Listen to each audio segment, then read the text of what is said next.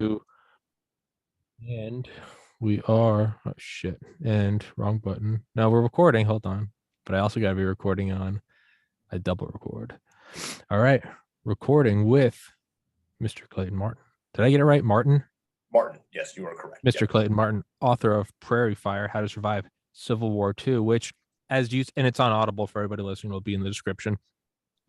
As you say in the beginning, if anyone in your group of concerned citizens starts talking about bombs or suppressors or automatic weapons, they're fed and kick them out now. And so anybody listening to this that might be looking at this episode and going, Prairie Fire, How to Survive Civil War II. This is just a constructive review of an audiobook. As everyone knows, I've had on about 100 authors on this podcast.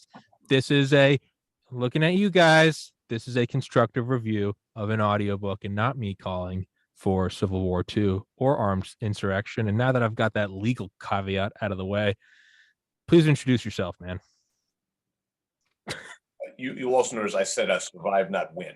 It's a big difference. Survive, how to survive Civil War II, how to survive Civil War II. Not start, none of that bullshit. Put on a life jacket, how to survive the Titanic, not how to make the Titanic at the iceberg. Yes. All right. So I am Clay Martin. I'm a former reconnaissance Marine and a scout sniper. And then my GT score went up, so I cross-decked over. I became a Green Beret.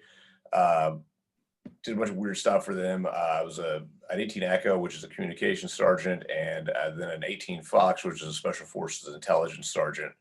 Taught SODIC and Special Forces Advanced Urban Combat, some other nonsense, and retired about 2013, 2014.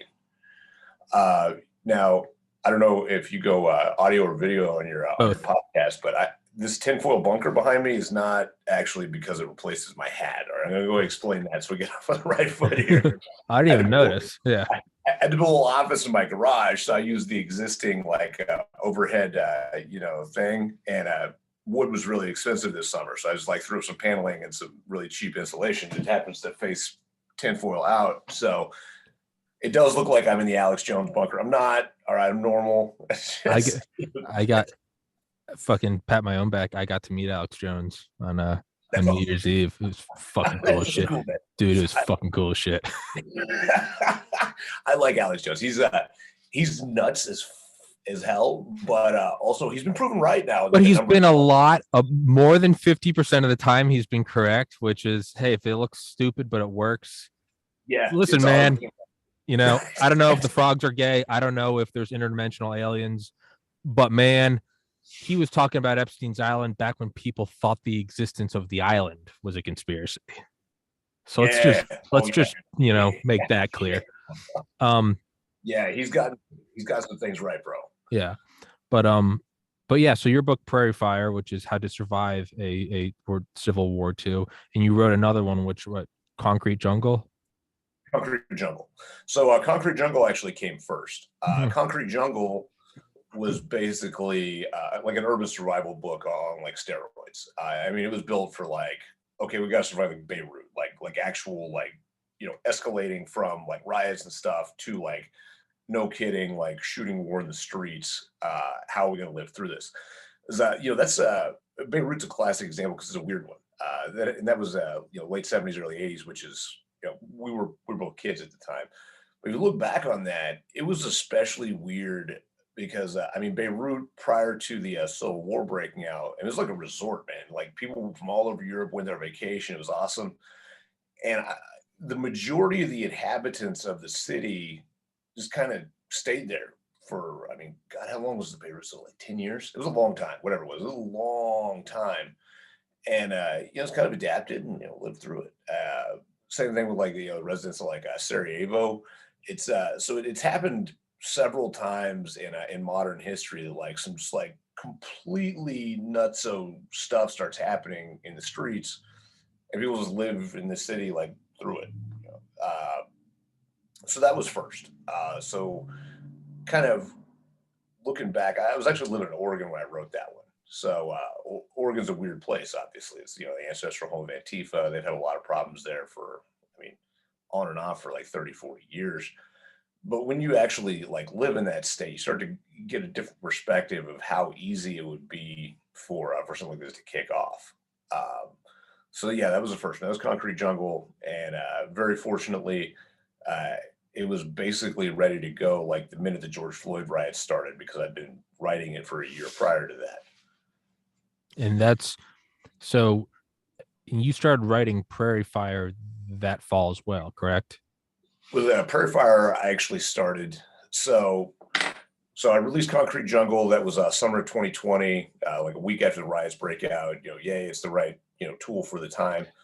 Well, then as the riots kind of went on, kept going and kept spreading. I kind of had a little bit of an epiphany, I would say, as far as like what was going to happen next. As again, without getting too tinfoil hat here, I mean, with the way those riots were organized and funded, and basically it's how they went everywhere. That looked to me like kind of the beginning of like a color revolution. I Mm-hmm. mean, that's exactly what it looked like. That's not tinfoil hat at all. That's observing what was going on and just not saying Right. 100% this is what it is, but you're just looking at it. You're going, it's spreading from city to city. They have their own quick reaction forces, and whenever they go to jail, they all seem to get bailed out, and people are calling for this shit on Twitter, and none of them are getting deplatformed. Well, and also looking at it from like the professional, like they had incredible command and control. Absolutely. Yeah, you see like little cars in the background and stuff that were like coordinating things. I mean, it was a well done event. I mean, almost to the point that you're looking, you're like, is it a foreign intelligence service backing this or one of ours? But it's somebody. It's somebody knows what they're doing. It's somebody pro. That's what I thought, man. I was like 100% because I'm friends with the guys that fucking do this shit. Oh, and they were like, "Hey, I know this is happening because I do this, and this is what I would do." It's yeah.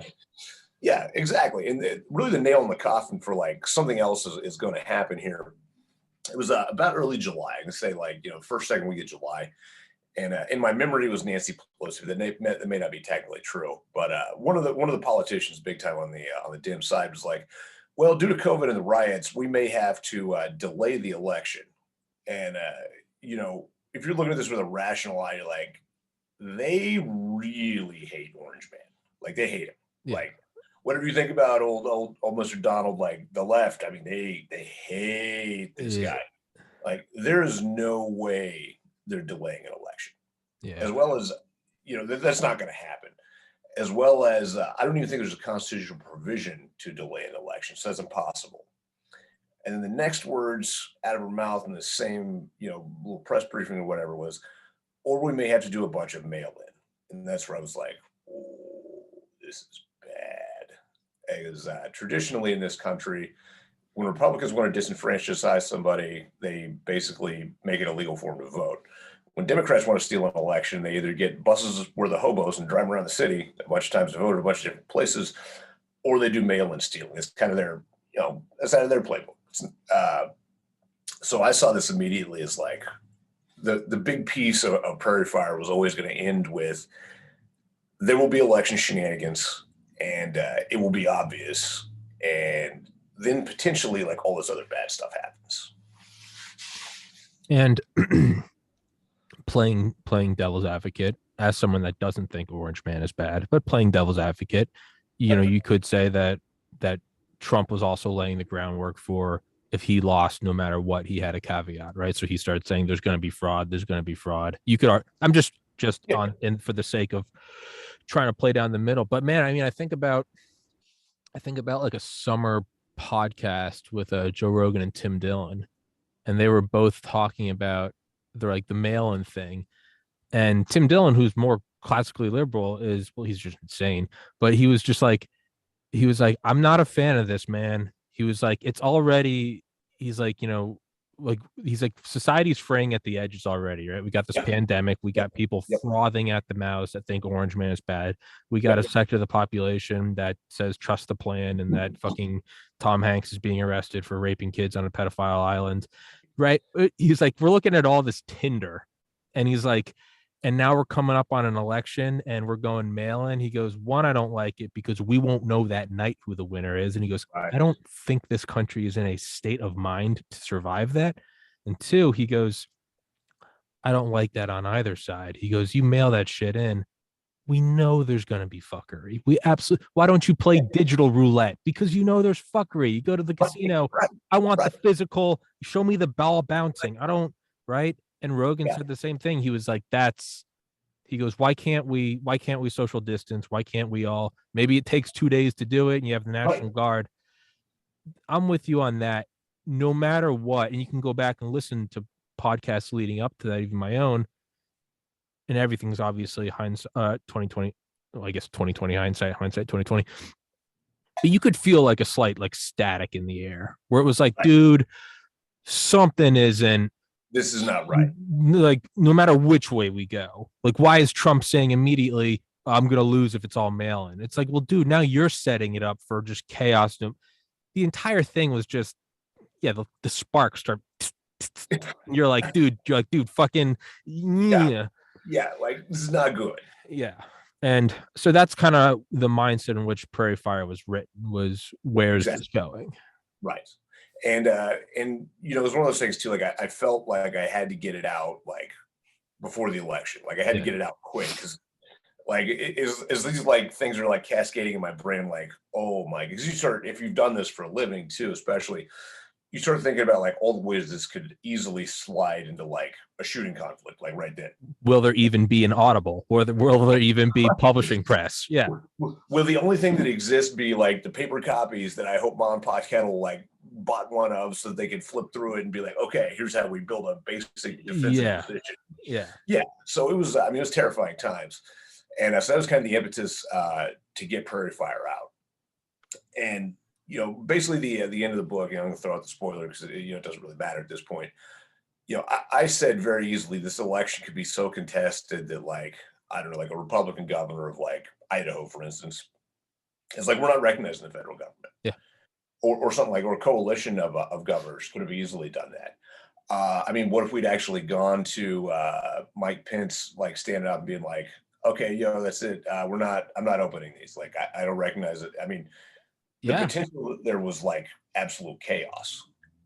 And with that said, too, I mean, I don't think we're out of the woods. No. Depending on what happens in 22, depending on, you know, if people stay mad about these audits now that are not happening, no matter how it shakes out, you've got probably 20 to 30 million people that think the election in 2020 was fraudulent. And that's a bad thing to have. And full disclosure, I'm one of them. And as I say on this podcast, in 2000, you know, I was born in 1990. 2008, first guy I voted for was Obama. In 2012, second guy I voted for was Mitt Romney. I was pre-med and I didn't want Obamacare to go through. 4 years later, I voted for Bernie. I had lost my brother to suicide in 2014. And I was like, you know what? We all do need mental health care for free. That was 2016. I voted for him in the primaries, didn't vote in the actual elections.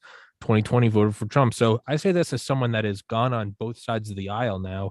And in 2024, I have no idea. I could be full on fucking liberal. And as much as I can't see that now, in 2028, I could be back over to. So I'm saying that as someone that has kind of practiced what I preach, and that I'm okay with going from side to side. I really am. Right. But man, I can't contend with like what I watched on the night of the election, like watching it freeze, still having the screenshots on my phone of all these states where Trump. But we're getting into, we don't need to rehash the 2020 thing. That's one of the reasons I was banned from YouTube. And if anyone's wondering why we're not kind of breaking into Prairie Fire Moors, go get the book and listen to it. I'm too much of an idiot to try to explain to you. Go listen to it. It's an easy listen. But we do have those problems, and we're not out of the woods yet, right? No, we're not. If anything, things are getting worse. I mean, let's say that the same kind of thing happens in 22. Right now, you've got still, I would say, a huge base of like the right wing that thinks we can vote our way out of this. Thinks like, okay, we just got to get to midterms just like normal. Or they're even saying things like we just got to vote so much that they can't cheat. That they're out, which is insane. I just got to keep track of my girlfriend so much she can't cheat on me. No, bitch, exactly. She cheated. The shit, it's over. It's over. You deserve what you get from here on out. Yeah. Well, and you know, one of the things that, like, I'd never bothered to like crunch the numbers of how many extra voters there were until just a couple of weeks ago. I put this up on my blog, offreservation.net. So those are the numbers, like basically statistically from 2000 to 2016, all the presidential elections, it was 65 million versus 60 million in some spreads. 125 million voters, typically. About the worst trouncing ever was the one that Obama gave to McCain, the 69 million to 59 million, but still stayed at that like 125 million mark. This one it was absurd. Trump got like 74 million votes, I believe, which is like more than any has ever got by like 5 million. And then Biden pulls out 80. There's like 17 million extra votes, man. That's impossible. Devil's advocate. Okay. Everyone is maybe watching that summer the same way. And hey, by the way, I think it was stolen. I don't believe what I'm saying, but okay. As philosopher Voltaire says, the sign of an intelligent man is he who can entertain an idea without necessarily believing it. Yep. Maybe everyone's watching summer 2020 the same way you and I are, and a bunch of people who never would have voted are going, all right, man, like I'm probably never going to vote again, but Orange Man is bad.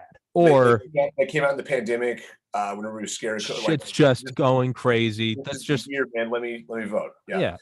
Yeah. Okay. Yeah. I mean, I'll buy that. I mean, it's not like it was as big of a deal when like George Bush was handing the torch over to whoever would lead the war on terror in 2000. Yeah. A very popular first African American president versus the business Nazi devil. Like sure. Yeah. Okay. So 17 million extra. It makes sense. Well, where I think this is really where things have the potential to go really sideways is, I mean, let's just say that was true. But if we go into 22 or 24 and we have the same kind of like visible shenanigans as 20, yes, all of a sudden, like now you've got a much bigger slice of population that is like angry. Hold up. Yeah. And eventually you reach this cascading effect where, if half the country like legitimately believes they can never win another election again, I mean, you're right at JFK words right there. What he said. I was about to say those who make peaceful resistance impossible, make violent revolution inevitable. Yes, exactly. And that's kind of the glide path that we're on. It looks like.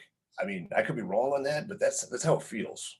And you have to zoom out further. And so one side of me, the little optimist cuck in me goes, maybe they're realizing they have to cross the Rubicon and they're like, yo, they're going to fucking call our shit. And, we're all gonna, we're going to get, and you can kind of, let's play the little optimist side. Maybe, right? You have Rogan having on McCullough, and then you have Malone coming on, and they're both shattering each other's records, 40 million and 50 million views respectively. McCullough and Malone helped me get banned from YouTube back in August. So shout out to those doctors for coming on my podcast, getting my little shitty thing. I'm like, hey, fuck them, I got banned. And everyone's like, who the fuck are you? And I'm like, all right. But you have them coming on, right? You have more and more people starting to go, what's going on? It's getting into the public light more about, hey, what's going on with gain of function? Is there really a coordinated effort to block ivermectin, hydroxychloroquine? Are we looking at a violation of the Nuremberg Code? We see Japan moving away from it. Whatever the huge state is in India, Uttar Pradesh, which has 0 COVID cases because they're dishing out vitamin D and doximeters or dosimeters. There is a part of me that's going, okay, everyone now know, like, fact checking. Didn't Zuckerberg come out like 10 days ago and said, hey, technically we don't actually have fact checkers, those are just opinions? More and more people are opening up to like, hey, you got to go to Getter, or you got to go to Gab, or you got to go to Rumble, BitChute, Odyssey, because they're starting to see what's going on. No more dislikes on YouTube. Everything's getting demonetized. Right. And then you're seeing them attack Rogan, and Rogan's just having these guys on for a conversation and going, hey, if Fauci wants to come on, he can come on. So I'm saying all of this to say there is reasonable evidence that says a massive portion of people are, and I hate the term, but quote unquote waking up. Yeah. Something's going on. Maybe I don't entirely know what's going on. Something's going on. On the other side, if they did cheat in the 2020 election, which is what you and I are positing, you have to cross the Rubicon. You can't let someone else come in power and undo and look into what you did, because that's treason. Right. So I don't know, is anyone going to really buy that? Like, we have to have mail-in because of COVID again? I don't know. But if it does happen, so that's what I'm saying. Sorry. So that whole thing is the optimist level. The other side of me says, what if they do it again? Well, don't they know that it's going to go to violent revolution? To me, that's where I go, yes. And that's because it's a foreign nation doing this. They want us to collide. End rant. Sorry. No, I mean, you actually have a very good point there. And that was two of the hypotheses put in the back of a Prairie Fire as well, is if I was two foreign powers like, say, China or Russia and China, oh man, this would have been a golden opportunity, bro. Like, oh yeah, just get these Oh guys. yeah. I mean, we're actually almost there anyway, even without like the shooting part of the war. Like our military prestige has been so damaged already by this like mistrust and all this other stuff, and kind of having to turn look inward. That, I mean, Russia could take that little piece of Ukraine they want right now. They can take it right now. 100%. Yeah, we're not stopping shit. And same thing with China and Taiwan. Like they go grab Taiwan. What are we going to do about it? Nothing. Yeah, absolutely nothing. Yeah. So I mean, yeah, it makes a lot of sense from their perspective too. Like if they could get us killing each other too, and that's the beauty of if you're a foreign nation starting a civil war in the United States. I mean, you take us off the playing field for minimum 5 years, probably more like 10, and maybe up to about 20, as far as like fight a war, kind of put it all back together, and some kind of like new government takes shape that is in any way able to project power the way that we are right now. I mean, that's a huge win. Yeah, I mean, that's brilliant. That's great. Just having somebody else do your work for you. Yeah, 100%. And then you have to start looking at like another angle, right? And it's if you and I, so you Green Beret, Marine Recon, and then me, dipshit in a leather chair or pleather chair in an apartment, if we can start using our own deductive powers and looking at everything that's going on, and I don't know about you, but I'm not read into any like CIA, NRO, National Geospatial. I don't get the taps on FBI COINTELPRO. I don't get to see the undersea cables. I don't know what's going on. I'm not cracking, believe it or not, everyone. I actually don't have a direct insight to communications over satellites. But if you and I can deduce this, right? Kind of like Iron Man, beginning Iron Man, where it's like, how did he make this in a fucking cave? But right. So if you I can make this in our respective caves, your tinfoil cave, my apartment cave, right? Then what are the guys doing at the DIA, the National Geospatial, whatever, NRO, CIA, DEA, everything and above? What are they seeing? And are they incompetent? Or two, are they complicit? Or three, do you have a bunch of guys whose life mission and practice and expertise is wargaming, and they're looking at this right now and they're seeing what China's doing? And if this is a Chinese fucking psyop to get us to collide, are they going to stand by and let it happen? Or what's going on? And why did we see that article 3-4 weeks ago about how there may be a military coup in 2024? Do we have a bunch of apolitical generals in there in the fucking NORAD bunker going, this is what's going on, there is a foreign power manipulating elections, they're driving us to this, and this is the bulwark against the free world? What's going on? And are they men of action who take, we know there are. Mike Durant, Black Hawk Down pilot, I've had him on this podcast, running for Senate. Joe Kent, right, Green Beret, running for Senate. Yep. We have more and more individuals stepping up and doing things because they are men of action. And as you are writing your book, you're like, someone has to do something. Is anyone going to tell me with a straight face that there are guys in the intelligence community, if they're not completely complicit, who are looking at this and going, I'm looking at the writing on the wall, I know what's going on? Are they going to act? And are they going to act because they know, hey, if we act, half the population is going to think it's a military coup, when in reality we're upholding the Constitution, but that is a lesser evil than whatever China wants, which we've tapped on this, fucking, SIGINT that we found. Right. And we're floating up into just kind of crazy, if the NSA is doing this and Russia and China doing that. But if you and I are Tony Stark doing this in a fucking cave, what are they doing at Fort Meade? What are they doing at Quantico? What are they doing at Langley? Now, I have to conclude, I have to draw my, and I haven't had a clinch now in years either, and I certainly haven't had any access to like any, intelligence data that's not open source on the internet. Everybody else gets too. Yeah, on Reddit, yeah. Yeah, exactly. My intel briefs now are on Reddit, Twitter, and Reddit, Imgur. Yeah, those are my special access programs, or or a link on Parler. Yeah, right. But you kind of start drawing logical conclusions. Like let's say that there were the group of generals that like things are so fucked up they had to do a military coup and kind of set us back on the path. Same with Egypt did. Remember when the Muslim Brotherhood took over Egypt? And Egypt that lasted like a month. And they were like, you know what? No, that's it. Everybody's going to jail. and we'll fix this in a minute. If they were going to do that, they would have done it in 2020. Yeah. I mean, that's all there is to it. That was the time. They That was the would've- time when everybody was so spun up and they were so fucked up that if you were ever going to be like, that's it, you know, the 82nd Timeout. Parents are here. Yeah, exactly. That was the time. Also, I mean, if you're going to have to like put down one side or the other, like absolutely shitting their pants, freaking out over a military coup, would you rather fight the right wing guys or the left wing guys? I'd fight the left wing guys like all day long. Sure. That's just, you know, path of least resistance. So, I mean, the big thing that I feel like has to be concluded from this, and this kind of gets into, you know, where we sit now, is I just think you have to look at it as Biden, who clearly doesn't even know what fucking day it is. I mean, the dude's a fucking puppet, was the choice for some reason for like the globalist faction that wanted to put the United States on this path. And so they cheated to get him.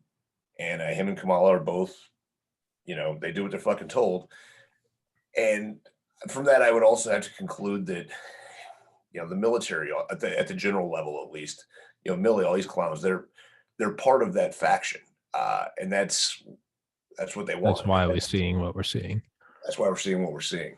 And, you know, in the run up to the 2020 election, you know, there were some like way tinfoil hat dudes out there talking about like things like forced vaccines and stuff. And I'm trying to remember exactly when the vaccine even came out. That was actually a story that they sat on until right after the election. And it was You have all those tweets going back from senators, from congressmen and women, all saying, I'm not going to take a Trump vaccine. This is a fucking toy by a dictator. Right. I'm not going to take the Trump. Yeah. Well, I mean, when did it even hit the market? Like October? Is that right? Doesn't matter. September, October. Doesn't exact date. I couldn't say for sure, and I don't want to be fake news. Right. Me too. So, but you know, the guys that were saying like there might be a forced vaccine, or you might have to have a vaccine passport here for that, was like way fucking out there. Like way out there. You had to like go look for that shit. Nobody else didn't even cross their mind. And that's pretty much immediately where we got to with the Biden, you know, White House. It's like we almost immediately rolled into, okay, now pretty soon you're going to have the vaccine, and we might do another lockdown. Like, you know, we might lock down for 2 more weeks to stem the tide or whatever. So we've rapidly accelerated into this kind of totalitarian, you know, place that really makes you think that nobody in Langley or Cheyenne Mountain is like on our team. Like, no, that's a what do your eyes and ears tell you? Right. If you know, any day now they're coming, any day, right? And it's, I mean, how do you address that? You know, who knows? Maybe the 2020 election, I don't believe this, maybe it wasn't stolen, which would be best case scenario. It would. It absolutely would. That would actually be incredible. Right. If Trump just got his ass kicked, because that would mean that although my guy lost, the systemic rot that we're postulating doesn't exist, or to the extent on which we think it does. Right. All right, now going full. Now I am putting tinfoil. Sweet. If you want to go strap that shit on, put on my tinfoil trench coat. Right. Let's say you are wargaming this with supercomputers and you're looking at every possible option, and you're deep in Cheyenne Mountain, right, fucking behind the blast doors, and you have a computer running every possible thing, and you look at it and you go, 2020 was stolen. But you know, what do we know about Operation Paperclip, right? What, you know, we took the very top guys, the worst of the worst of the worst. If they didn't kill themselves with cyanide, put a bullet in their head, or disappear to South America, we took them here and gave them clearances here. The ones under them we got rid of. The head guy at Unit 731 in Manchuria, Shiro Ishii, we cleared him and his boys, and we were like, hey, you know, whatever you guys got, because we got to fight the Soviets, right? The bigger threat. If you had told a bunch of GIs coming back from Europe and from the Pacific that there are Nazis working here, they wouldn't have believed you. And if they did, they would have fucking blown your head off. But they zoomed out, and for better or worse, they said, what's the bigger picture here? It's us beating the Soviets. So let's take that. Do you look at 2020? And are the guys in the intelligence agencies and the national security state, do they go, it was stolen? Do you just ensure that the next election is not stolen without necessarily and I don't think this is the right thing to do, but seeing as how we have made deals with Nazis, do we just sort of put that away? It's like, it's when mom helps you fucking pay for the dent in the car. She's like, maybe dad doesn't need to know about this, right? And it's not good, but sometimes you're keeping the roof from being blown off the house. Are they looking at what's going on in 20? Because what haven't they done? They haven't packed the courts. They haven't done a sweeping gun law change. So things that they would do, they have not done. Maybe you look at this and go, 2022 is going to be fair. We're going to have a bunch of people come out voting thinking they're fighting an algorithm, and you're going to see a monstrous, and we will see that in a couple months to know whether or not. And do you war game that as going, this is gross that we are not prosecuting these people, but just like bringing over Werner von Braun or Arthur Rudolph, are we looking at this and going, the supercomputer goes out of 18 trillion possibilities, this is the least damaging to global hegemony? I don't know, but I'm just looking at history and I'm going, we've literally brought over guys that made lampshades out of Jews, and we went, hey, you guys come head our rocket program and take pictures with JFK. We'll hang the other ones. And hey, we're going to keep it classified for half a century. Well, and don't forget, we'll take these ones because the Soviets took those ones. Yes. It's the lesser of the. It's fucking gross, right. But it's reality. But I mean, that's a valid point. It's a valid hypothesis. But here are the problems with it. Yeah. Who controls the levers of power over Cheyenne Mountain and all the intelligence agencies? And we haven't. It's impossible, in my opinion. It's not looking. It's not looking good. Yeah, the same way that like Trump got nothing done his entire 4-year presidency. That's because the system thwarted him.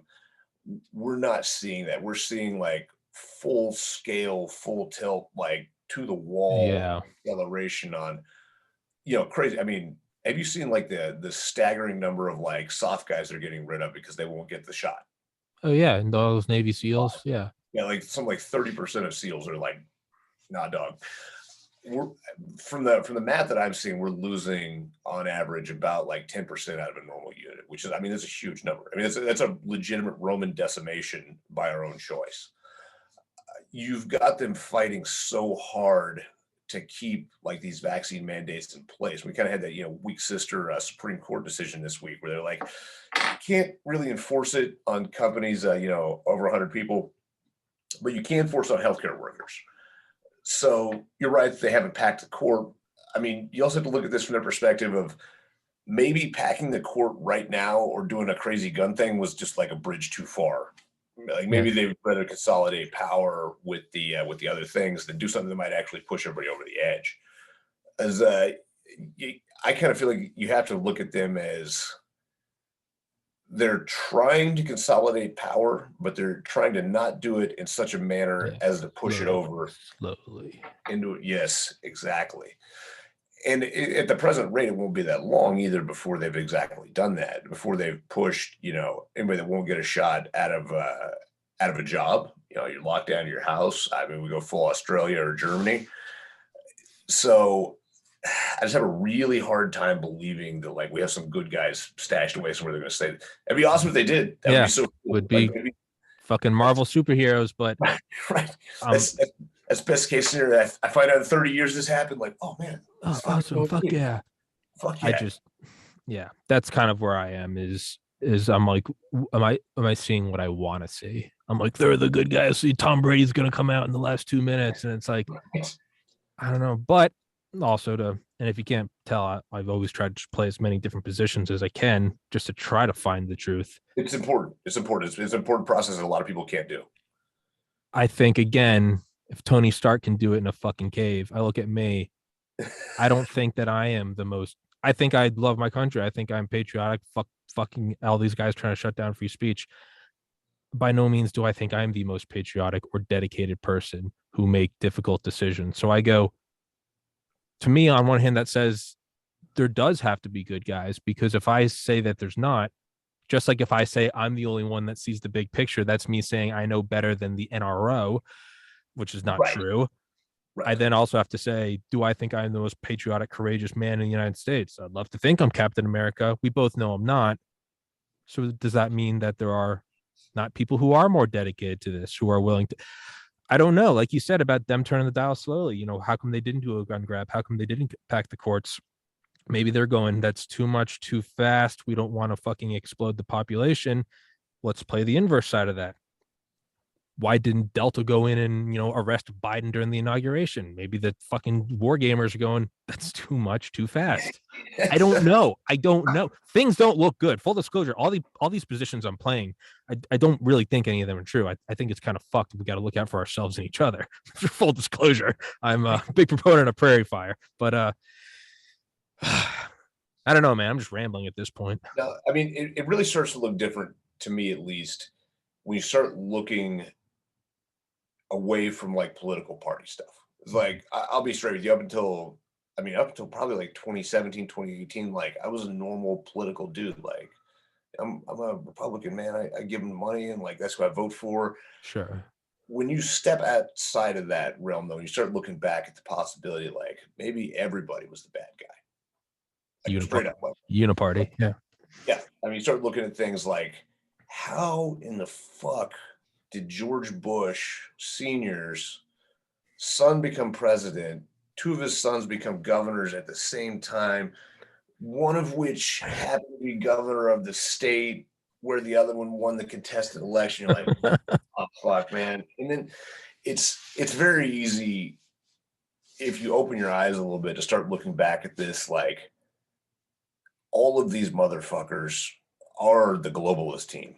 Like that's the thing that makes the most sense to me. Like they are out for them. They are citizens of the world, and you and me are peasants. And that's really what puts like the COVID things, all this other shit in context. And this is really what has like changed me in my position, more so even than the election, the political stuff. You start looking at like, these reaction plans to COVID, the messaging. You start looking at like the fact that everything was the fucking same everywhere in the world in 2 weeks. Like everybody had the same strategy. You start looking at the newscasts have you seen the ones where they like line up like 35 newscasts from all over the country and just chop the same thing? Yeah. It's seamless. That's where things really get fucking scary, and that's where you start, or at least where I started looking back at like maybe all of the higher up pieces of the government are all these, cable, if you will, scumbags that like they are in it for them.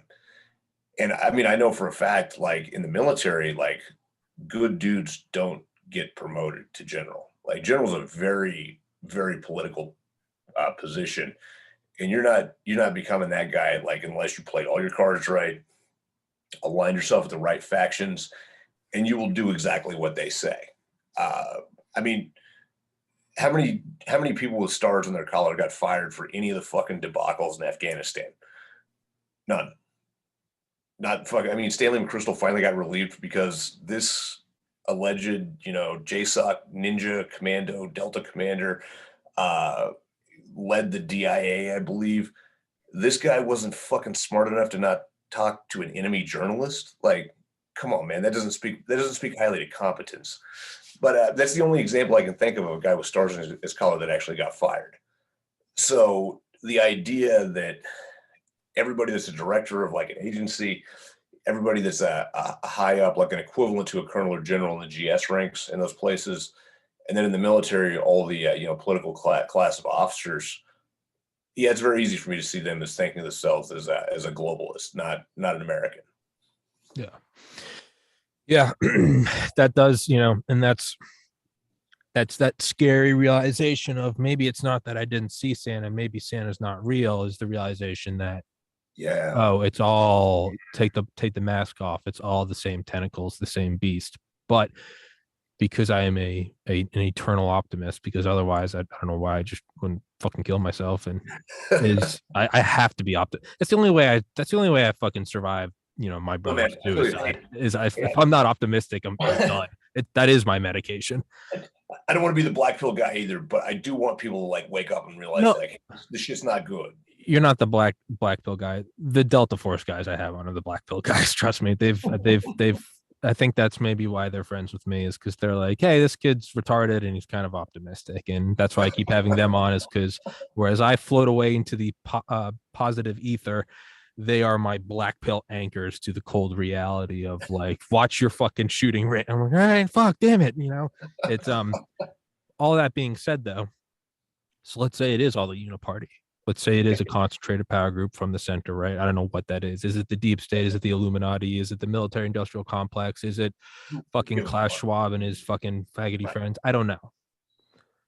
But what I would say is, why is it accelerating to the point that we're all becoming aware of it? You think that they would go very, very slowly and continue to boil the frog? How come we know about things like the Trusted News Initiative?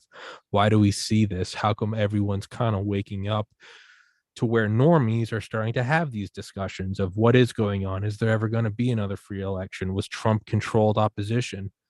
That's what I want to know, is why, or perhaps is it the blackest of black pills? Is the reason that we're seeing it's because we are now completely cornered, and it's like, you can come out of the camo, you can take the nods off and put on the overhead lights. We've got him in the building. I mean, here's my belief on that. All right, no fucking plan is foolproof. So I think that they've badly maybe fucked up. Yes, yeah, I think they slipped out there that fumbled that they weren't ready for, and that could be, depending on your hypothesis, like COVID wasn't lethal enough. Like maybe it's supposed to be more lethal, and it being just basically some bullshit with a 99.7% survival rate. Maybe the plan was, the shots are what do the bad thing, so we had to do all this fucking fear cycle, and that's why they pushed so hard. And they vaccinated the people that are going to vaccinate, and that was the end game. Like I don't know. My actual guess though is all these things happened, and it was a matter of time before people started finding out, between the election shit, the COVID shit, the fact that we made this motherfucker in a lab in Wuhan that we paid for, like, which we've had to admit, which is like insane. I think that at some degree they know that the house is coming down, so they're still trying to do a controlled demolition. Sure. Right, just us inside of it and them over here. And that could even go back to the Civil War thing. Like, let all these peasants kill each other. Like, we're going to hide out in the bunker in New Zealand, and it's going to be cool when we walk out the other side. But also things this elaborate. I mean, you have to be an arrogant son of a bitch to even plan something like this, but it never goes according to plan. So I actually think that, yeah, they fucked up, and they've overestimated some of their own capabilities. And what you're seeing right now is that start to fall apart. Yeah. I mean, Harry Truman didn't know about the A bomb until 6 days after he took the presidency, yet Russia, or the Soviet Union, had moles in there, the Rosenbergs and Klaus Fuchs, in the Manhattan Project. So right. Truman didn't know, but you have to be very arrogant to say no one can ever find out about this, right? Right. Yeah. And who knows, is it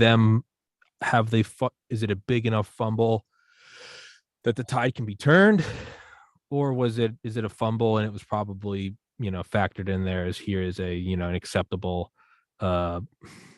error, here's an whatever word I'm looking for, statistical acceptance of, hey, this will fuck up a little bit. Or is this the humiliation ritual where they let the 5% of us that will wake up and figure this shit out just know about it? Because what are you gonna do about it? That's another one, man. Is it fucking, is it, you want to go full fucking retard conspiracy theory? This isn't even one I passively entertain. I just like it because it's kind of fun. Not fun, it's evil. But is it because we're about to become an interplanetary species and we're going to have a bunch of people go out on different planets that are going to need to be able to think for themselves? So what we do is you weed out the dumbest ones that only take orders and instead have people that think for themselves, and thus the vaccine's voluntary suicide. I think it's more realistic that aliens are here raping us, but it's pretty bad. That's pretty fucking neat. Yeah, man. I don't, I guess what I would say is, like a full shithead. I don't know. And I would just recommend you guys go get Prairie Fire, because at the very least, know how to take care of yourselves. Is it some Illuminati deep state 1,000-year plan? are just some assholes and some Chinese guys releasing a virus because a bat did indeed fuck a pangolin, and this is all just insane. Maybe the 2020 election really, maybe everyone truly hated Orange Man. Regardless, you should probably know how to get clean water. You should probably understand how to ensure you have a line of food and how to keep morale high and where you're going to go and where you're going to go to the countryside and what you can and can't do and know when to spot a fed. And these are all tactical things. And full disclosure, everybody, I don't make a penny from this book. So that's not why I'm shilling it. But I would say that that's probably a logical conclusion. You don't know what's going to happen. I think you can even step back and take a look at it this way. Like, let's just say that, once again, like, election was legit and this was an accidental virus and they did the best they could do with vaccines. There's no fucking crazy shit in there. No matter what, all that shit, you have to look at, are we at the end of empire? And I think that's true regardless of those three things happening. The American Empire. The average age of a democracy is 250, 300 years. Yeah. Maybe we just overstepped it, man, and we're just falling apart. And as a culture and as a society, I think you can look at us and say that that's true. Even if all this other was bullshit, like 50% of this country hates the other 50%. I mean, the last time we really saw like political alignment like that hard and that crazy was like 1860, man. That one didn't go very good. Yeah. So yeah, I mean, at the end of the day, are you going to be better off learning how to work in your little world, build your tribe, and try to self-sustain as much as possible? And let's not be crazy and have like 9,000 pounds of beans in the basement. I'm just going to eat beans and sit in my house with it. That's not going to happen. But do I know the goat farmer over there? And can we do stuff? Can we live if we wake up tomorrow and there's no electricity and fuel? Like, that's a good plan to have. Yeah, it's right. It's kind of like that global warming meme. It's like we find out in like 50 years there's no such thing as global warming. And it's like, you're telling me we got all this renewable energy and energy independence for nothing? You're telling me we cleaned up the ocean for nothing? And it's like, well, I guess, but these were all good things. You're telling me I didn't have cancer, so I lost all that weight and stopped smoking for nothing. Now I have a 6-pack and I feel good about myself. Right. You ask. It's kind of like that. It's like, dude, maybe it's the end of empire. Maybe it is a deep state coalition. Maybe neither of it. Maybe it's not something. Who knows? Maybe the U.S. empire goes on for another 500 years and none of this shit's happening. We're both wrong, so beyond wrong we can't even comprehend it. You should. They put this up every year on New Year's and laugh about it. And they go, remember these dickheads? Yeah, right. But regardless, so you're telling me I got to know my community and strengthen bonds and help each other out for nothing? Right. I mean, it might be meat and cut down on my carbon. You're telling me I had to figure out how to have like renewable food sources and how to take care of my family during times of trouble, all for nothing? God, I hate you guys. So I mean, hey, that's my sales pitch for Prairie Fire. You should fucking hire me to pitch this shit. This has been the longest commercial ever for Prairie Fire. But yeah, man, it might be end of empire. It might be. I guess my logic is this: if it's end of empire, nature abhors a vacuum. It will be the CCP that comes in, and most people, the way of life they want to live, regardless if it's having blue hair and identifying as a fish or whether it's being a conservative farmer, those are not allowed under a Chinese Communist Party ruled world. End of empire might force rebirth of empire because you've been thrown overboard, but it's either sink or swim. It might be, and who knows, man, maybe it's, maybe you have to catalyze a nation into complete frenzied disarray before you can focus all of that and go, we have to fight China. I mean, this might just be some military industrial complex shit. I don't know. I don't know.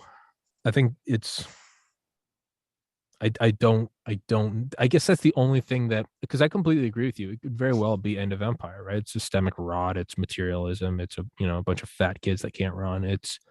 But if China was like almost the same as America, I would go like, yeah, it's end of empire. And now they're going to be the big one.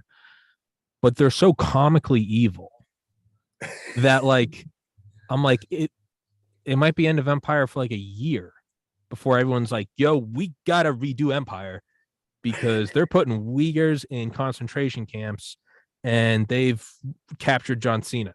Like, you know, we can't do any of this shit. We're gonna be yearning for the days where we screamed at each other on Instagram. About fucking John Cena. Yeah, exactly. Fuck John Cena. Fucking douchebag. Oh, I'm the Bing Chilling. Fuck that guy. But no, I mean, you're right, man. I mean, and here's the thing too. Like, China has some own problems too. Like, we'll see what they actually. A ton of problems. Yeah, they got bad fucking problems internally.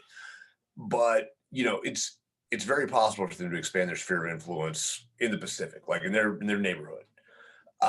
Yeah, I mean, maybe you're right. I mean, maybe that does reforce Empire. I mean, just like, you know, the Roman Empire too. Like, I don't think we're just gonna like go away. Like, sure. Like, wake up, like there's gonna be a firefight, and then like, oh fuck, you know, it's over. Yeah, that's it. We're just gone. It's like a desert with like tumbleweeds blow from the Atlantic. Yeah, that's not gonna happen. Yeah, there will be remnants of Empire, no matter what happens. It may just be like a switch in how we do government stuff. I just do not see us being able to reconcile this though as a people the way we are right now going forward. Yeah. Going like, okay, man, like you know, Kansas and California are besties, best mates, and all the weird bullshit you want to do is fine, and you're just going to accept the way that I do my weird bullshit over here. We're just not there. We hate each other so much, and we live such diametrically opposed lives that I just don't see being able to put it back together. And it's sad, but it is. I mean, it might be a natural phenomenon. It might not even necessarily be the end of Empire. We might be seeing the end of single planetary. Now, I know I jokingly brought up multiplanetary earlier, but now seriously, right? With Elon Musk, right? We want to go to another celestial body. We might, in a million years, you know, look back on 1,000 different planets and go, oh, no, this is a natural part of, you know, just like you said, 250 to 300 years. They might go, no, it's a natural thing. Society goes for about 8 to 12,000 years. And then what happens is things become so chaotic that it actually helps drive the splitting into another planet. And that's a birth. And we might look at that as scientific as we go, yeah, you know, end of Empire, Roman Empire, you know, Genghis Khan, America. I don't know. I have no fucking idea. It might just be that Bill Gates is going to depopulate us and then rape us in the ass. I don't know. I don't have no idea. There's some humility in there that you have to exercise. Well, and you know, this is something that has been going on with, like, you know, obviously because where I come from, I got like a circle of like, you know, intelligence buddies, like dudes that are other like professional analysts and shit. And we all have like differing opinions, but one thing's been kind of universally true for especially the last 9 months, and I'll say since COVID started. Every one of us is looking at this like there is so much fucking propaganda flying from both sides, from multiple sides, but certainly from both sides. From, you know, fucking the vaccines are all fake and there's no such thing as COVID, to like these guys are like everybody has to have it or we'll fucking lock you in your house even if it makes everybody sterile. No matter how you look at it, like shit is fucking bananas, and it's so fucking bananas that I don't even think you can find truth right now in the grand scheme of things. So that also makes it a very good time to like focus in. We're like, okay, well, me and the 6 blocks around, like we're gonna be all right. Like it does. No, yeah. As Dale says, the Delta Force guy, he goes, you're not fighting for like Empire. He goes, you're fighting for the guy to the left and your right. Yeah, because you're not concerned with. I mean, you are, but you don't give a shit about the war or the, you know, the defense contract. No, it's Bob and John. Right. You guys got my back. I got yours. And in that case, also, prepping this very simple way is fine for like end of Empire. The Chinese, like the fucking lizard people show up. I don't know, the goddamn the caldera blows up in Yellowstone. Like, yeah, it's all pretty much if you're doing community-based prepping, you all pretty much do it the same way. It's the end result. Like, you're telling me I got to know my neighbors for nothing? Fuck. God damn it. God damn, everyone was given a purpose and we all found some sort of meaning in surviving every day and chopping wood and cleaning our water and setting up perimeters and understanding the simple things in life for nothing. We could have been watching TV, God damn it. I could have been fucking saving up in my 401k to die miserably in fucking the Seychelles. Jesus. It's right. Yeah, it's I don't know. It's I guess, and this is the optimist in me, I guess one thing I look at it is I can only speak on my own, right? Like my own experiences. I don't know shit about mRNA vaccines. That's why I have on Dr. Malone to talk about it, right? Yeah. I don't know shit about survival. That's why I have on you to talk about this. I don't know shit about walking on the moon, but I had on Charlie Duke, who did walk on the moon, That's right? fucking awesome. It's fucking insane. Everyone's always like, dude, you've interviewed Malone. And I'm like, no one cares about the fact I had on Charlie Duke, who walked on the goddamn moon. Like, and he came back, and his words of wisdom were, I walked on the moon and it's better to walk with Christ. He was like, get straight with God. And I'm like, well, there you go. There's the piece. But I look at, fuck, I don't know where. Yeah, so those are all, if I don't know it personally, I have to bring on them. The only things I kind of can, when Tucker Max and I did that episode, we both talked about how kind of psychedelics help shape our lives and help us work through trauma. So I look at like where I was in college, straight A student. I mean, just buttoned up, rarely partied, just straight A, saving money, was in perfect shape. I mean, we used to do sets of 120 push-ups. I had like 8 abs. It was crazy. Doing all this shit, right? Saving money. I had my own stock portfolio, and I got into medical school. I got into pharmacy school. I graduated magna cum laude. Now look at how fucking I had it all. And to me, that's like 1950s America. It's like stronger than a fucking ox, right? Yeah. And then I look what happened was I decided I didn't want to go to medical school, and I kind of went through a little bit of like a midlife crisis at 23. A couple months after I graduated, my older brother took his life, and that threw me into like a existential crisis. And that was April 2014. And I did several years I gained 67 pounds from overeating, from drinking every day, from smoking pot to taking benzos to fucking taking cough medicine to just everything. Unemployed, complete piece of shit. Long hair, fucking dressed in muumuus, like real just piece of shit. And finally moved home in 2016. Girlfriend left me, don't blame her at all. I had no friends, moved 600 miles from where all my friends were, really pieced my life back together because I was on the edge of suicide. And it was, my parents were, they didn't know if I was ever going to live on my own again. And anyone that met me, any of my brothers would agree. There was just a psychic break. It was a perfect storm. It wasn't just losing my brother. It was also realizing that I didn't want to be a pre-med student anymore. And I didn't want to do that. And all this shit was just, right? Kind of like COVID and political polarity and China rising. And there was no way I was going to come back from this. It was the end of Tommy Empire. And I managed to get through it. It took 5 years of living at home. It took 5 years of therapy, of sobriety. I've lost about 2/3 of the weight now. I'm still losing it 8 years later, slowly, surely. I wanted to be a writer. I wanted to be a comedian. I wanted to edit video. And all these endeavors failed. And I made clothes companies. I taught myself graphic design. Fail, fail, fail, fail. And I started this podcast in December 2019. And now I'm on episode 669, and I had on Malone and McCullough before Rogan ever did. I've had on Mike Durant 3 times, and Rogan hasn't had him on once. I've had on the head of NASA JPL, the guy that puts the rovers on Mars. I've had on some crazy guests. Ken Albeck, first director of Biopreparat, the Soviet Union's bioweapon program. Howard Bloom, Michael Jackson's publicist. I've had on all these guys. Tucker Max, right? Yeah. And I'm building this thing up, and I'm building a following. And even, I got my knees taken out and banned from YouTube, but I'm building it back up on Rumble. I'm losing weight. I am, for the most part, sober. I still enjoy some beer on the weekends now. I'm living on my own. I don't need to see a therapist. Mom and dad went and retired. It's fine. And I'm doing everything. I'm paying bills. I'm saving money. I'm getting bigger and bigger guests. I'm doing episodes with guys like you. I'm reading books. I just had on Steve Kirsch before this, the inventor of the optical mouse. The guy that invented the goddamn mouse. Is his head like this fucking big with brains? Yeah, pretty much, yeah. That guy's worth hundreds of millions of dollars. I look at this and I'm like, from my own experiences, I would say that was the end of Tommy Empire.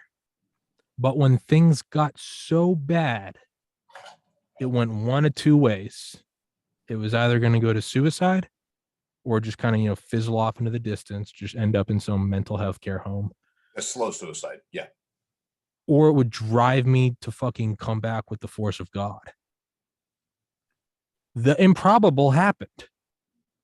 I'm now back in it.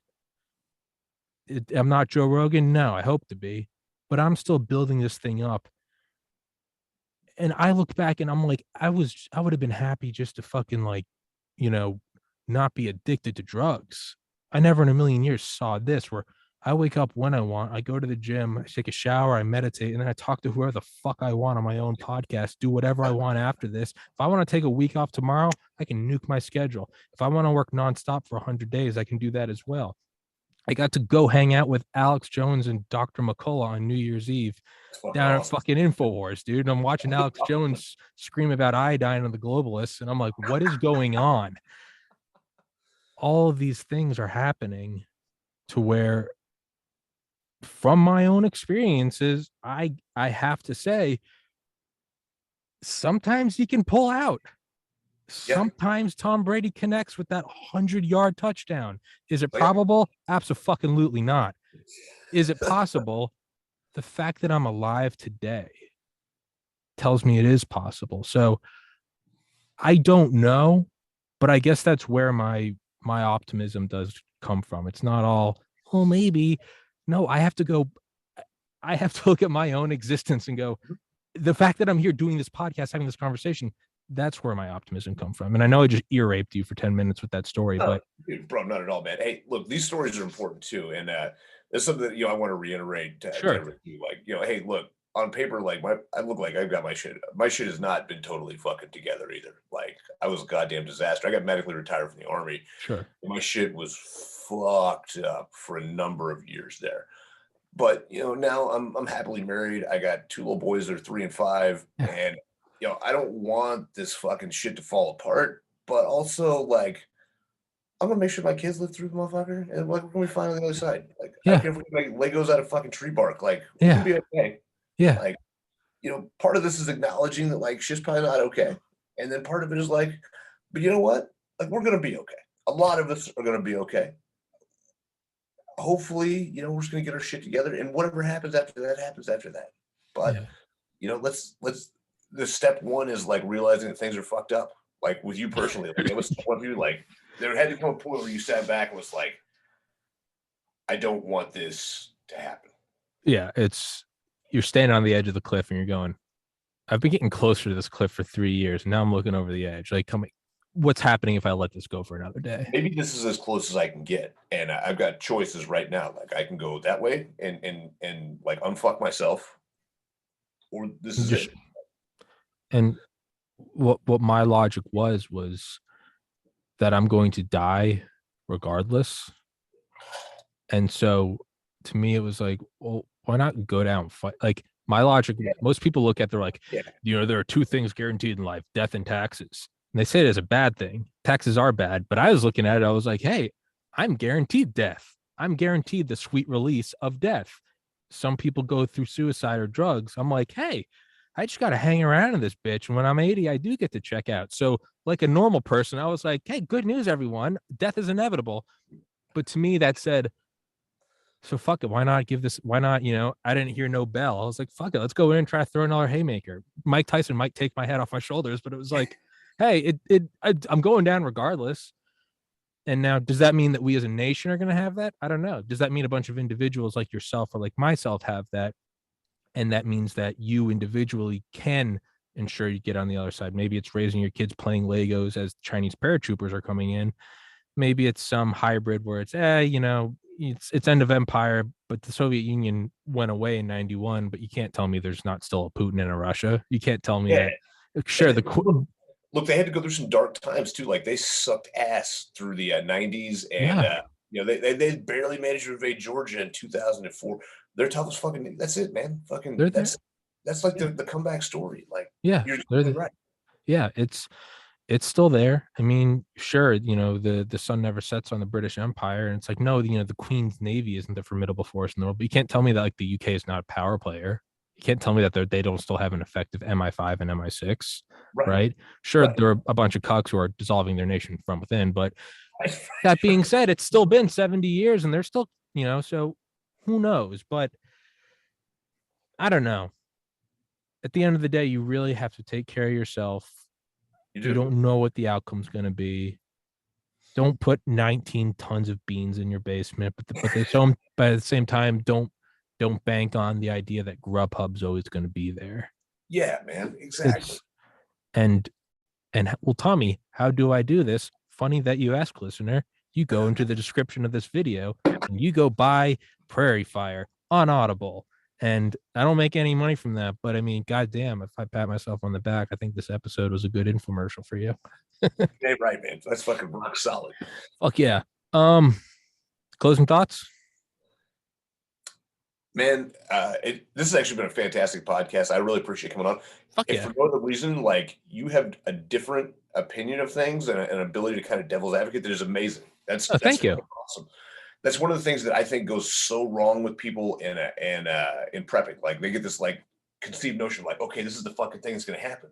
We can look at like 50,000 other hypotheses, man. Your shit might not be right, and that's important. That's very important.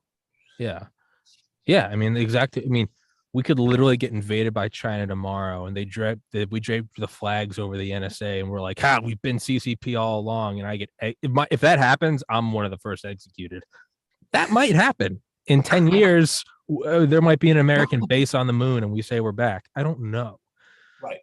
It's just fucking. So what can I do? Take care of yourself. I don't know. Get right with God. Take your multivitamins. I don't know. It's just, Fauci's an asshole. There's some basic truths in life. But dude, I'd love to have you on again sometime. It's just fun as fuck. Yeah, that'd be awesome. And yeah, I don't know. Maybe we'll go over Concrete Jungle. Maybe we just shoot the shit. It doesn't always need to be an audiobook. Sometimes it can just be shooting the shit with tinfoil wrapped on our heads. I don't know. Things are changing so fast. I don't think you're sitting still. I know I'm not. That we could have an entirely different conversation in 2 months about where we think things are headed, and that's important. And staying ahead of the curve too. Yeah. There's actually a perfect example of that, and we'll wrap up with this. But it was like it was I think it was like spring 2020, and in like the 4 months the podcast had been alive, there had already been like the Notre Dame fire, and then like the Australian wildfires, and then Soleimani, and then COVID.